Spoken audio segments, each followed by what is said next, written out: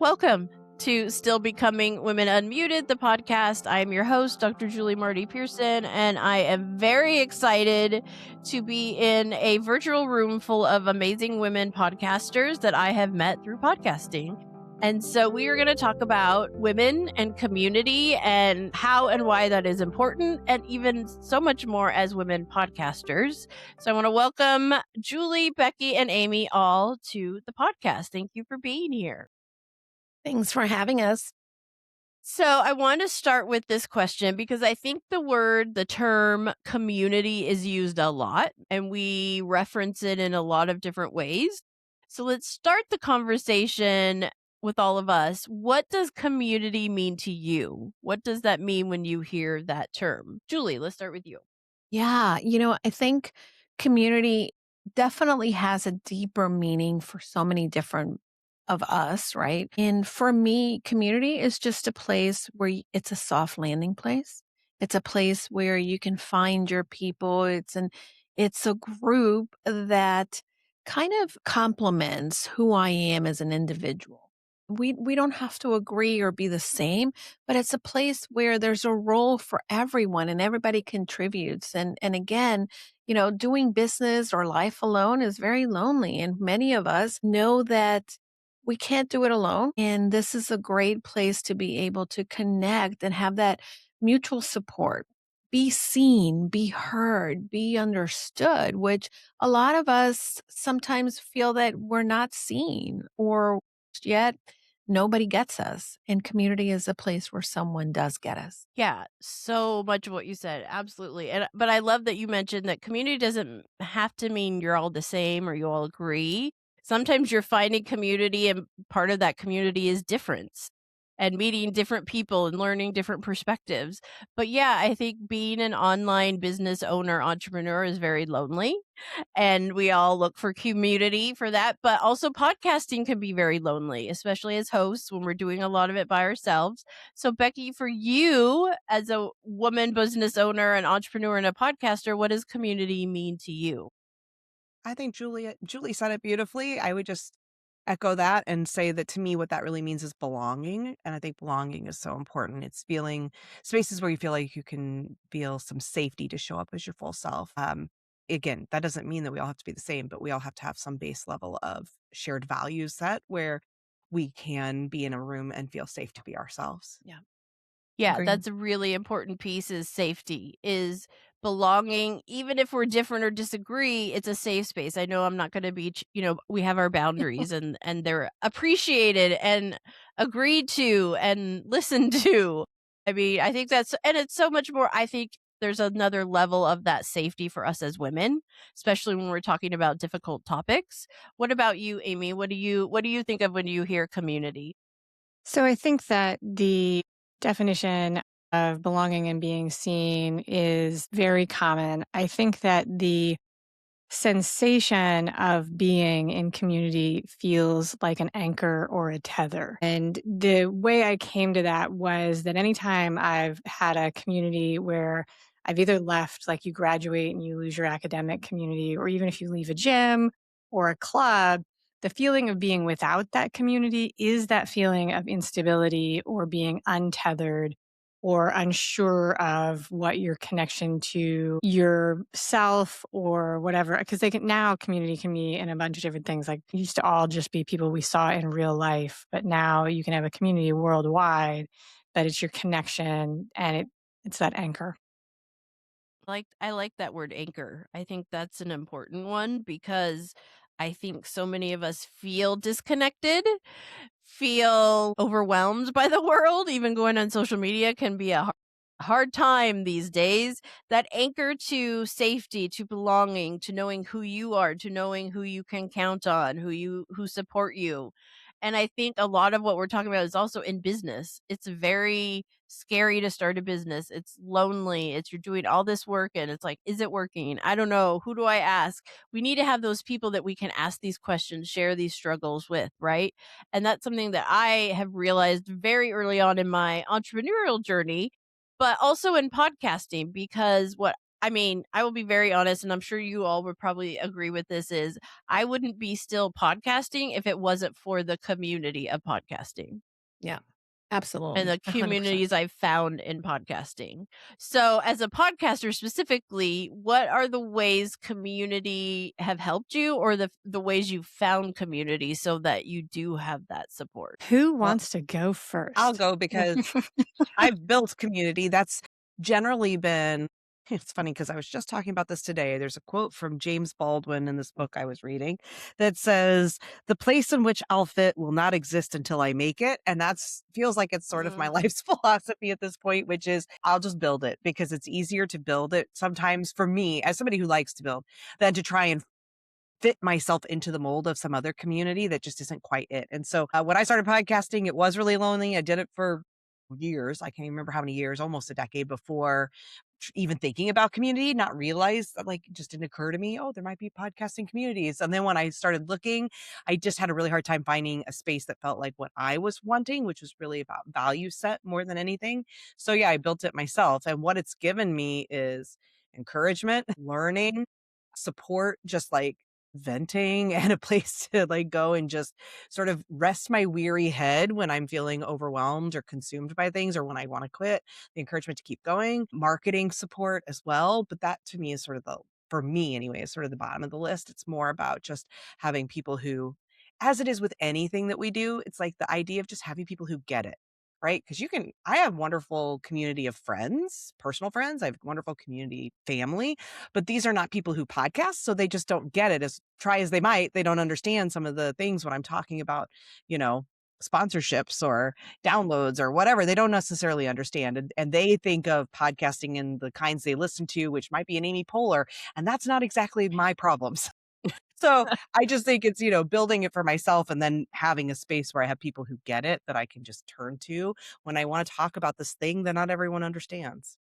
Right, and I do think what you said is so important. I think it's so important to women in general.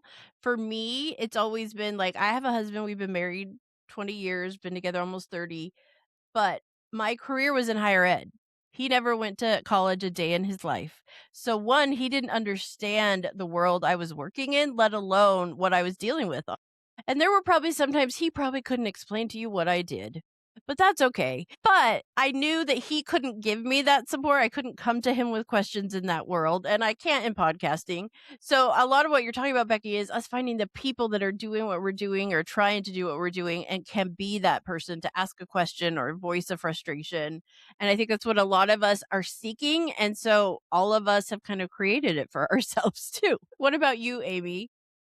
So I think that you hit on something there, Julie, when you were describing your situation, because there is a phenomenon when I talk to women and specifically during life transitions in women where you can be surrounded by people and yet have the sensation of being isolated, alone.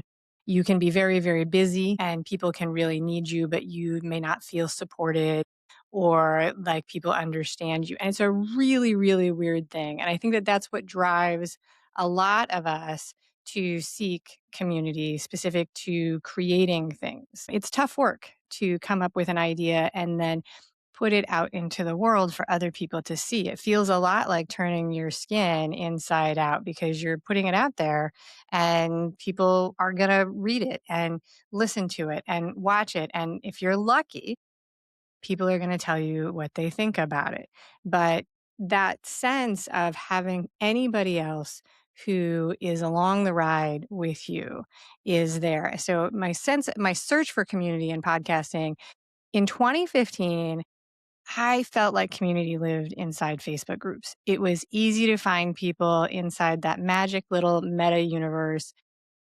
And then in 2025 and 2026, I really feel like we're at a turning point where what community looks like, how we find it, how we evaluate it is transitioning because we all happily leapt into the Zoom rooms in 2020. And that's not what most of us are looking for these days. And, we've changed how we communicate with people, we've changed how we make connection. None of us are the same person that we were in 2020 or in 2015. And so I will be honest and say that I have been assertively and aggressively looking for communities in person and online for the last year. And I found some great things. I found Becky's community is fantastic. I'm in it. I love it. I support it. I'm not in the hunt for any more Zoom rooms where people popcorn around the room and introduce themselves in little sound bites. I think they're fantastic. This is not a dig on them, but I really think that because we are no longer restricted for meeting in person, that the challenge for me moving forward is not just meeting new people and finding out what they do, because that is fun and I love it and I'm an extrovert, but it's the challenge of where do we find people who are actually working on similar projects together, not just showing up to blast the space with their sales ad or, hey, you do this for me, not transactional type stuff necessarily, although transactional stuff absolutely has its place. But where are the communities where we can make actual connections and develop true collaborations, joint partnerships, and things that we are working together to grow as people, friendships, women, creators, podcasters, residents of the planet, all of who's going to walk your dog when you're out of town, who's going to run your meetings when you have the flu. Those are the type of things that are a little bit harder to find and much more important as we grow. I love that. Yeah, I think that's so true. I definitely see a downtick in the online community activity. I'm seeing it even within my own free networking community. People are just not coming, aren't responding as much. I think maybe we're a little oversaturated in the online community and we're all a little tired of what you said, Amy, those Zoom rooms where everybody introduces themselves, but it's transactional. There's no real deep connection being formed. And so I think we're all kind of like, where else can we find it? We don't want it on Facebook because I don't want to look at Facebook today. We don't want it here or there, right? So a lot of us are kind of evolving in what we're looking for and how to search for it and how to find it. Oh, and there's What one about more thing I'll throw into the list of that I don't want any of. I do not need to be in a Slack room with 5,000 people. I love Slack. Slack is a fantastic product, but there's a point, and I don't know where it is. There's a number where it switches magically from being fantastic to being the worst thing that's ever happened. And it's just like, oh, no, no, no, no, no, no, no, no, no. you pointed at that, Julie? So what do you have to say? I have to say, I am probably in 6, 7 different Slack groups that I get added to. And if this is where people have their communities, it's very difficult for me. And I think that this is the thing, right? Community has to feel easy. It cannot be something that you have to like, oh God, I have to go in and fill in the blank. Go to that Facebook group, go into the Zoom chat and, introduce yourself with the same spiel every time. I can't go into the Slack where, okay, who the heck are these people? Right. And I think that that loses the intimacy that can be in community. And it doesn't mean that intimacy means a small community, because you can have that within a large group of individuals that are coming together. But I think the one thing that we have to look at when it comes to community for women, it has to meet us where we're at.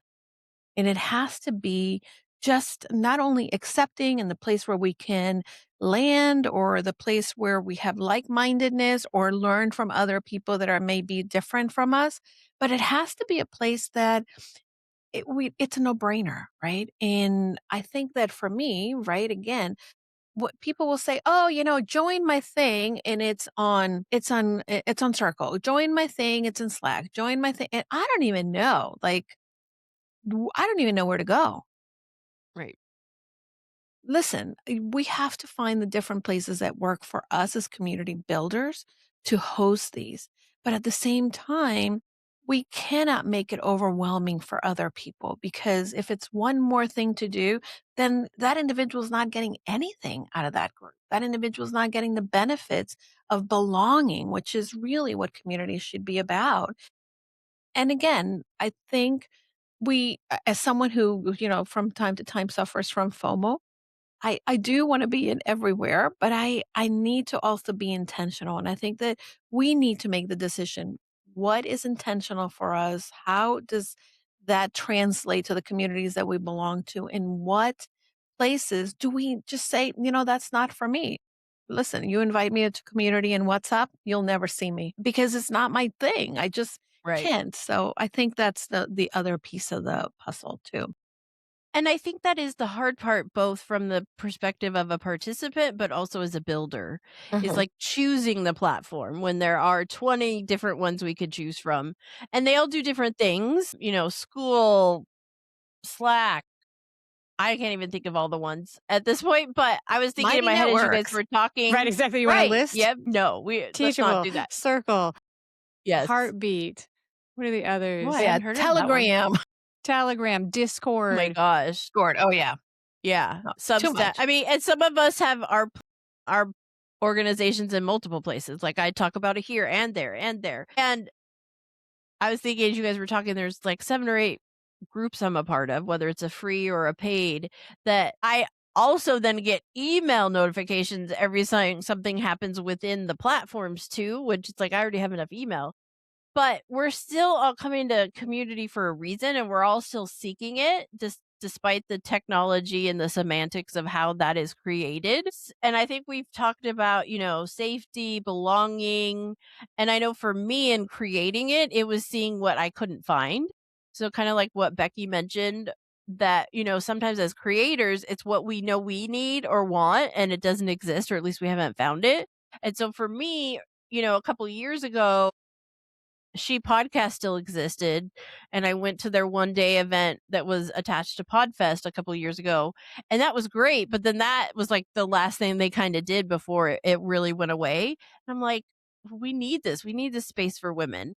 And we can get it in a lot of different ways, and in no way is mine perfect. I'm actually, changing it myself, but I think a lot of it is the safety, is a place to go to speak your mind or ask a question. One of the things I often say is, I want a place where women can come and ask questions they think in their head, "This is a stupid question, I shouldn't say it." But there's no stupid question because we all don't know what we don't know, and we all have a starting point. So, for all of you, both as podcasters but as community leaders, what are those things that you look at or try to understand in either creating or growing an existing community? Where are the struggles happening? I mean, we already talked about the tech piece and where to land, but there's other struggles in community building. So, Becky, where have those struggles been for you in creating and also growing your existing community? Well, I just to speak to some of what's been said, and I think kind of also speaks to this. One of the things I think we have to remember too is like you can't be everything to everyone, and you're never gonna be. So when we think about community building, I mean, consumerism has us believe, capitalism has us believe that we're supposed to grow a giant community and make all the money. But like that's for all the reasons I think Julie and Amy both mentioned, that's not really about community anymore. That's just about transaction, about money. And so if you're truly concerned about community and the ways that we've been talking about it, which is relational and deep and intimate and all of that and safe, you're not looking for massive numbers, and you can't be everyone to everyone or everything to everyone. Sometimes you just have to like say, this is I'm gonna use Slack and I'm gonna use Zoom. And for people who are just like, I've got Zoom fatigue, I don't like Slack, this just isn't the community, right? And I think sometimes we Right. get scared about that because we're like, I don't want to alienate anyone. But you have to just kind of pick your lane and then stick in it. And, unless you're so hyper specific that you're only talking to like brown-eyed, left-handed, baseball playing, whatever. Like, like if you're that Yeah. specific, you may struggle. But for most of us, there are 8 billion people on this planet. Like there are enough people that are going to align with the way you show up and are interested in the same things you do. And so just really speaking to those people and having that kind of clarity and then knowing what you're not, I think is important too. Because I mean, with challenges, that's often the one that shows up for me because we all breathe these capitalist waters and they still get into me too, thinking like, oh, I need to make more money. I need to get more people and growth, growth, Right. growth. And then trying to remember, wait a minute, what's my actual goal here? What's the actual aim? And instead of trying to be everything to everyone, how do I make sure that I continue to serve the people that I really want to serve in the way that serves them, but also honors me, right? Because ultimately Right. I'm the one building and running the thing. So as much as like, maybe Julie doesn't like Slack, maybe if I love Slack, then I just have to say, you know what? I love Julie. I'd love to have her in my space, but maybe this just isn't the right space. And that's okay because then maybe Amy comes along and says, you know what? I actually love this tool. And it's like, great, then this is a fit. It doesn't mean that I don't want to be in community with Julie, just maybe not this community. And I think that's an ongoing challenge where we often start to think, gosh, this decision might turn off this person. And we have to remember, like, there's enough people. There's enough people, and you'll find them if you keep showing up authentically for you.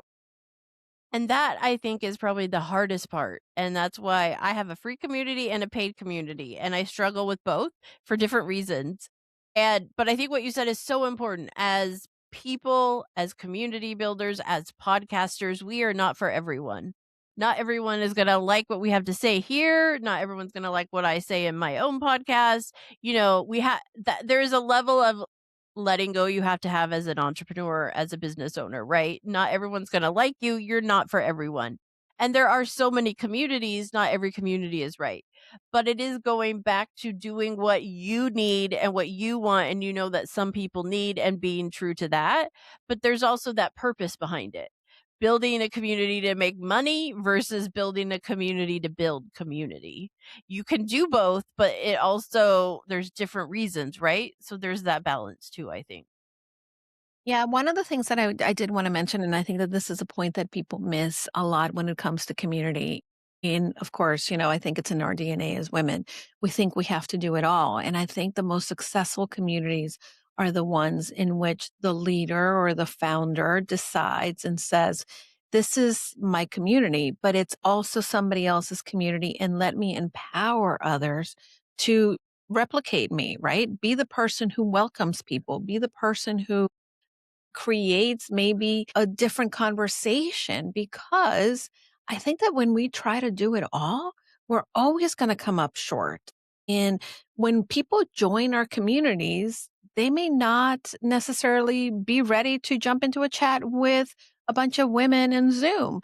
But if someone is hosting maybe one-to-one coffee chats, they'll be more comfortable with that. And really, if you look at the most successful communities, they're the ones in which the person who has started and founded the community then begins to create that inner circle. Then that inner circle becomes a layer of leaders or welcomers or people who then create these subsets within the community that support others because then the person who started the community doesn't have to be checking in on everybody, doesn't have to be answering, doesn't and not that to say that that's not part of what a founder's responsibility is within a community, but if the community is to grow, it gives the space for others to then bring in their genius that may be a piece missing within the community. And that's what creates a better community when we give somebody else the chance to pick up the torch and keep going, right? And I think that that's really key. Oh my gosh. I love what you just said in my head. I'm like, oh my God, I could do this.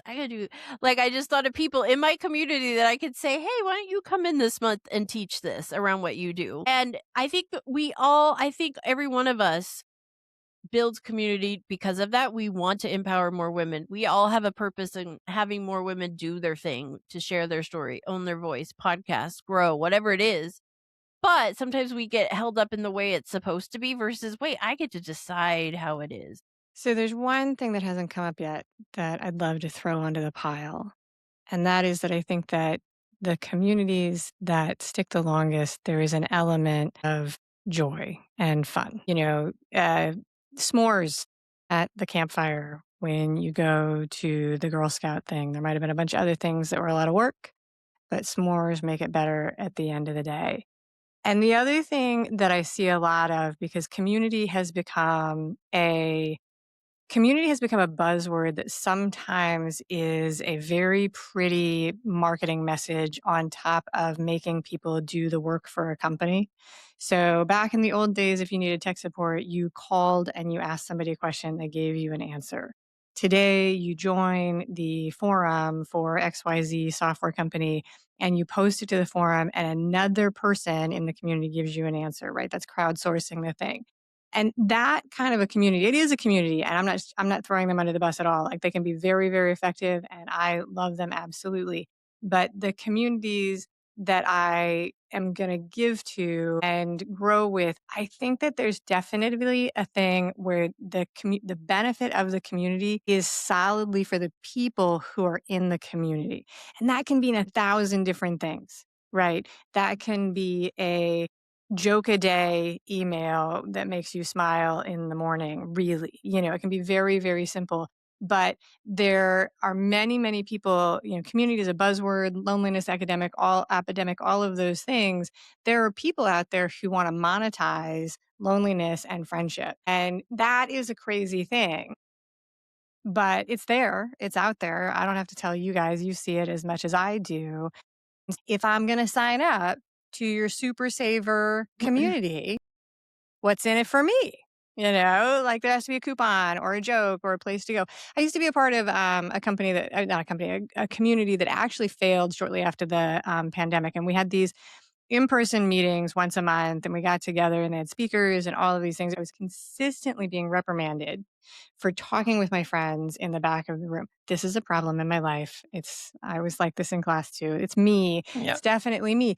But I learned that I had to go outside. I had to take my friends and take my conversation outside. Other people, and that's what Becky was saying. You can't be all things to all people. And people are there looking for different things. And when we take the joy out of the community, because I think that when you're building a community, it can be very easy to get invested in all right, more meetings, more education, more this, the list of things that we're doing for people. And it's so easy to have that little thing get lost. Like people want that, you know, one moment of joy in a 45-minute meeting Right. is the thing that makes the difference. It's like, the sing along. So we should all join hands and sing along. No, I'm kidding. Let's see. Or and I think what you're saying is some of what you're talking about is how do you define success for a community, or how do you define a community being a successful place for you in terms of what you're looking for, but also as a community leader, and I'm sure you have all felt this, is feeling like no one's coming, no one's showing up. What am I doing wrong, when it's more of like they just have too much going on today or tomorrow, or and so there's also this from the back. It's like you're constantly questioning it, even though you know the answers to some of why it's happening. And so I think there is a struggle from a participant in finding community, but also as a host in how do I know if this is the right community for the people that exist in it? And how much do you change it for them, or how much do you stick to what is good for you? And the right people will find it, right? So I think there's so many layers to a lot of what we're talking about. Yeah. I have a friend, and I love this conversation because I think that some of the most meaningful and deep relationships in my life now as a 50 something year old came from the women that I met through this community. And I um, met the person who founded the community and we're friends. And she had a group of 15 of us. 15 of us that where I'm gonna date myself. We were in some forum on the Weight Watchers, the groups, right? And then she would write the blog, but then she would also say, "Hey, who needs help?" And then she started to we would go on a Zoom back in 2009, and she would teach us how she would prep her food, right? She was just showing us how to prep her food. From the 15 of us, then all of a sudden she started a Facebook group and it was 40 of us. And from the Facebook group, that was the place where you went to celebrate. That was the place where you went to ask a question. That was the place where you found, hey, I have something really funny to discuss. I remember when my dad died. I mean, this is the group. Now, back then in 2014, the group had grown to about 300 people. And still, there was a main core group, but that was the place where I could land and had nothing to do with my dad, but it was a place where I could talk about this and be accepted and seen. The group, fast forward, the group has 11,000 people on it, last checked. And she has done such a great job at creating a tight knit community because she then saw that, hey, the community is going to evolve. The needs are going to change. And yes, I've empowered other people, but I also where do I meet people where they're at? How do Right. I do that? In creating the opportunities for people to then participate as little or as much as they want, but still keeping the feel of something intimate, something that is the place where you belong. It's going to be key, but you can, right? Build something big if that's where you want to go.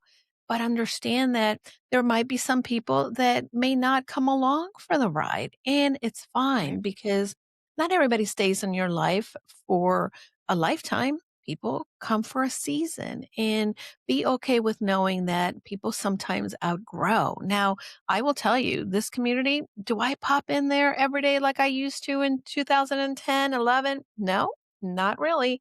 I don't always.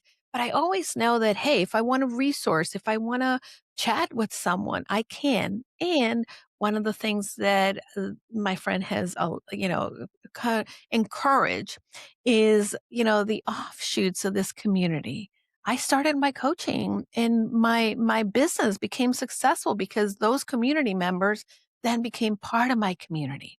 And that's going to be something that it's a lesson for all of us. Be okay with Right. knowing that it's not about the competition, it's collaboration. And at times that collaboration means that you go separate ways too. I think that's very important because I think a lot of us, especially women, have a hard time cutting ties, even if we know it's better for ourselves, both personally and professionally. But it's okay. But also, one of the things I've definitely learned as a coach, as a business owner, as a podcaster, evolution is going to happen whether you like it or not. We're all evolving. We all have to, in some ways, to change with 100%. what the world is changing. I think we see that a lot in podcasting. Like, even the 5 years I've been in it is vastly different today than it was when I started in terms of how to start, how to do it, all those things.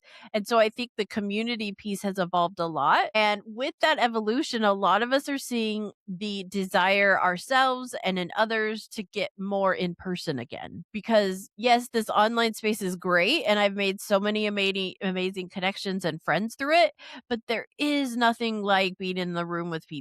And so I think we're seeing a little bit of this now. What are your experience with that, feeling that shift or even yourself wanting it? Let's start with Amy. I'm the worst person to start. Like okay, Julie knows this. I am an extrovert, and I learned that I was an extrovert in 2020 when we went into lockdown after the pandemic, which seems like a funny thing, right?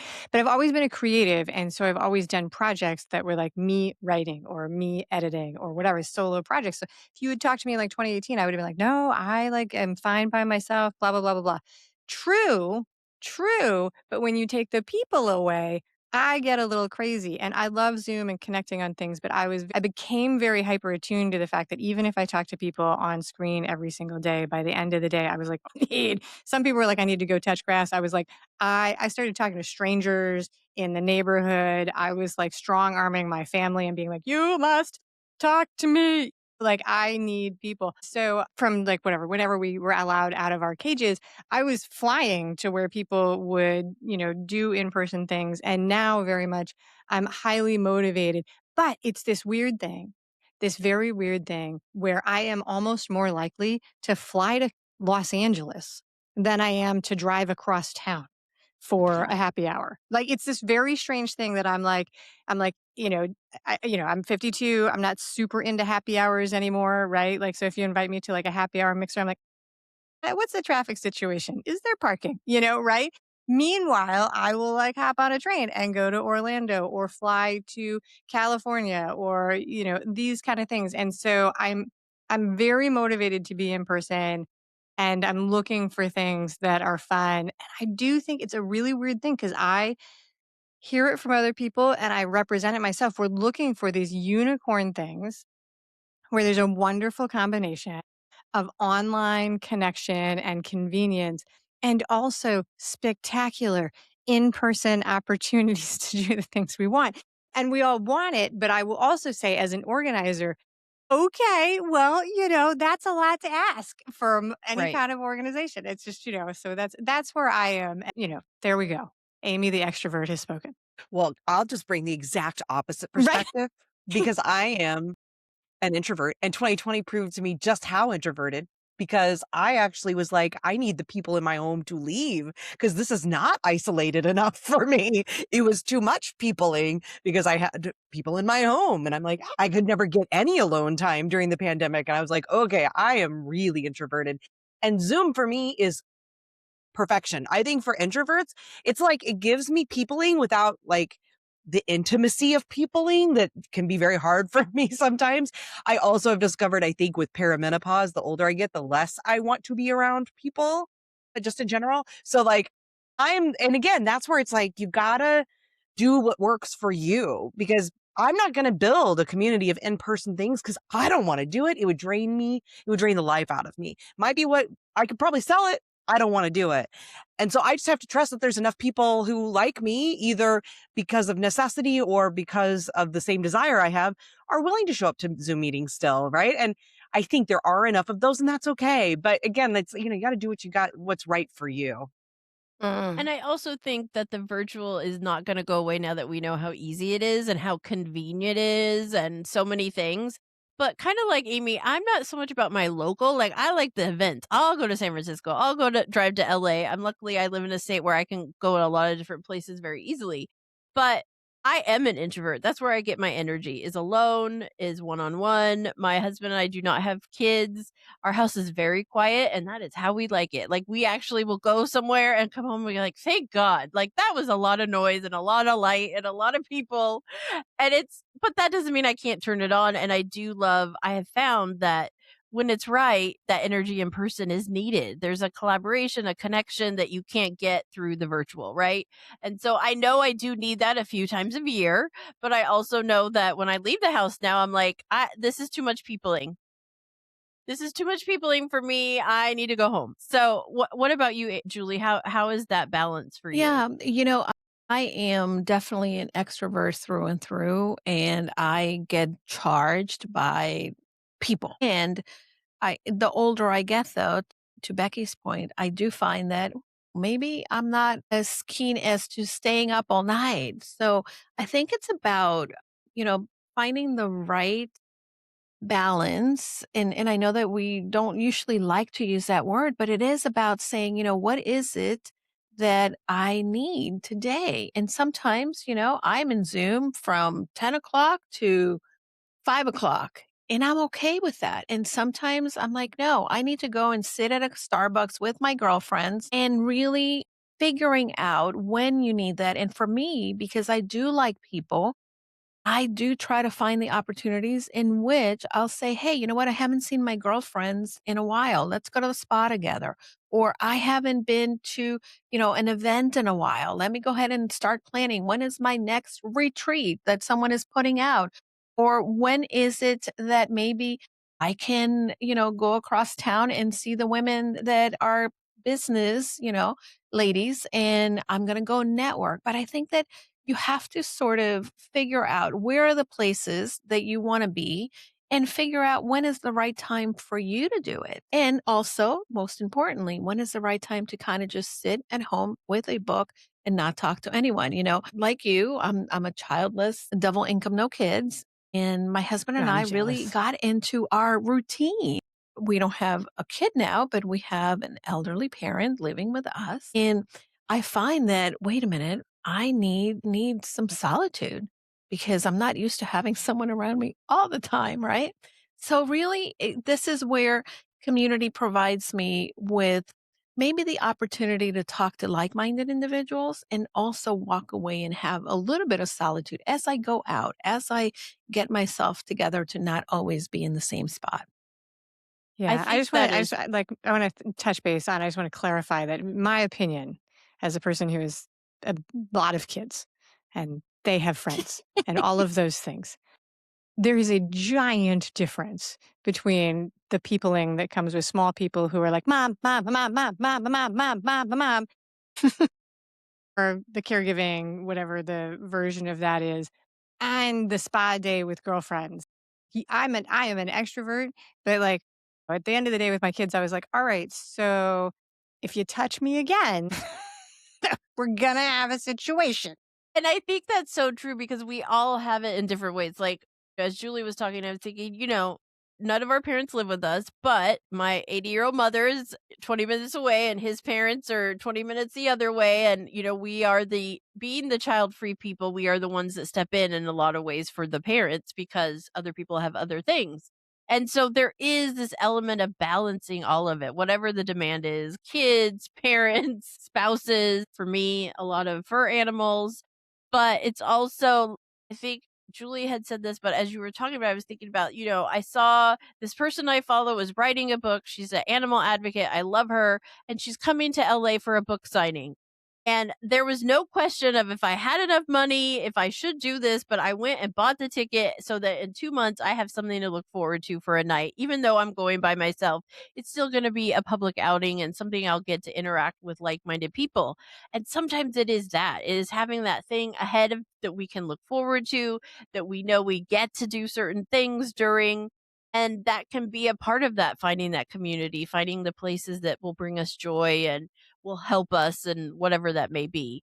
And I think that the in-person piece of that is as podcasters, we can do a lot of it virtually and that's what's great and that's what we love. But even as podcasters, we need that connection with other podcasters once in a while. And that's why we have all been at different times to Podfest because it's one of those places where it's very community and you feel like you can just walk around and talk to all your friends. I call it my pod family reunion. But there are other organizations and other events that can do that for us too. One that I have joined that has both in person and virtual is the New Englanders podcast community, which I love. And so we can create it in different ways, whether it's local or just where somewhere everybody can come. I think we've talked about a lot of what we've seen, what we've experienced, what we like, and maybe what we also don't like. But the big takeaway is find the right community for you. Not everybody is going to be the right fit, and not every community is going to be right for you, but find what works for you. And I know we only have a little bit of time left. I want to kind of come back to each of you, maybe sharing a little bit about ways people can connect with you, with your podcast, your communities, if you have one, so that, maybe you're the right place for the community that they have been looking for. So I will start with Julie. Yeah. So thank you so much for having me, Julie. It was so always fun to hang out with your community and the ladies that surround you. I have to say, for me, hanging out in community is the women that have come into my life for one reason or another. I have the Confident You community, and that's part of the individuals that work with us, either with myself for business strategy or with the Casa de Confidence Productions, which my husband leads.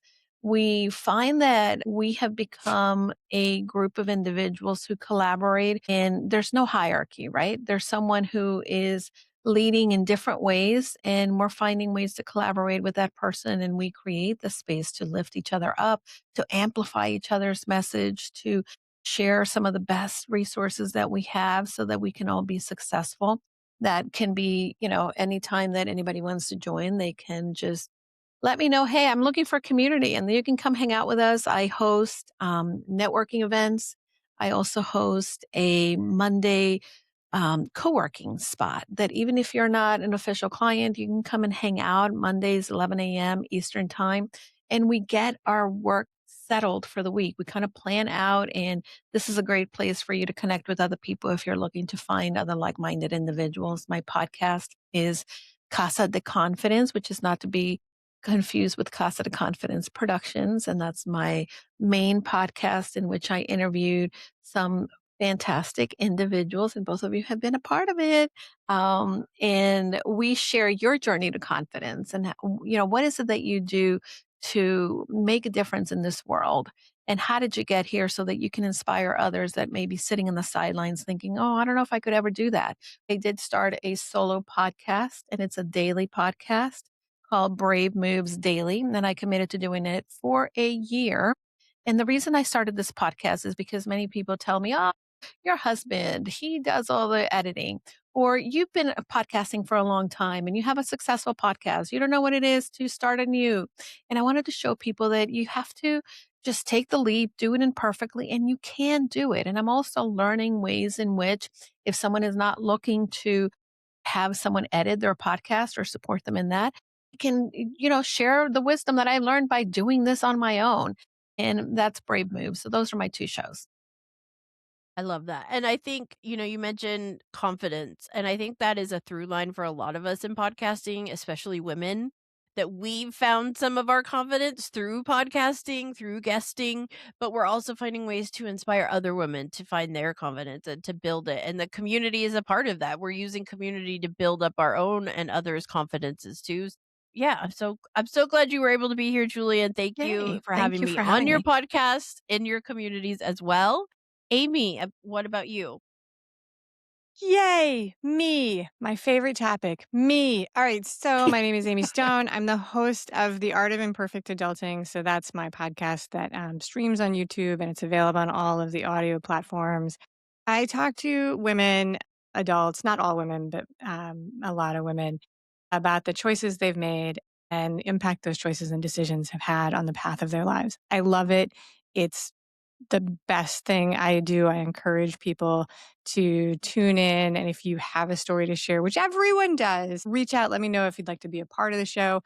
And I have been in the process of talking to women creators, people who are out there in the process of creating things like newsletters and YouTube channels and podcasts about community because I'm very, very curious about it. And specifically, one of the things that I miss from earlier times in my life is that collaborative workshop environment, which I've had with other creators in the past. And so I'm talking to people about that. So if you are a person who's out there who is making a podcast, making a YouTube channel, writing a book,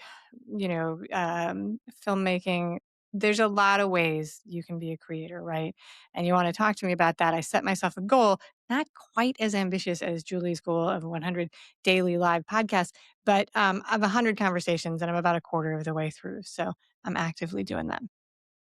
And you are also actively about to start potentially a separate live streaming experience. Yeah, that's all in. Can I talk about that? That's so much fun. I love Absolutely. that I'm doing that. That's the spin-off of my like women's creators. It's like the thing. Like I think that so I'm having conversations, these live stream events. We've done one hard, like elbowed Julie and she came and did it with me.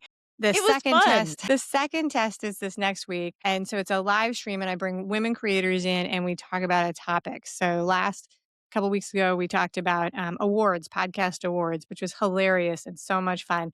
And this coming on the 10th, we're talking about what is a podcast? That question that bounces around the Mm, world. And so I think that it's fantastic because these are conversations that are happening in a lot of places in to be really, really blunt, I think we can all admit that a lot of places these conversations happen are in tables that are surrounded by predominantly men. And if we're going to pick at that, we're going to find that those are predominantly English speaking men with not a lot of tan in their skin. There are women for sure, right? But I don't often see women who are a room full of women. And then even when there is, because there are some, right?